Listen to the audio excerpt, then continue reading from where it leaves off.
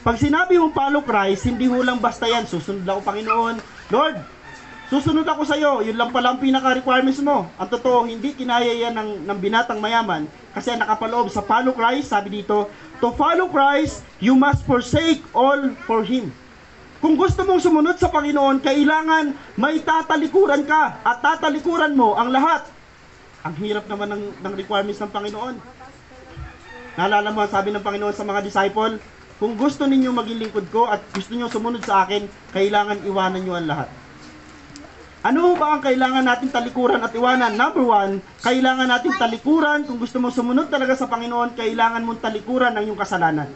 Pangalawa, kailangan mo nang i-deny ang iyong sarili. To follow Christ, you must forsake all for Him. And lastly, kung susunod ka sa Panginoon, meaning to say, you are seeking and pursuing God's will sa iyong buhay.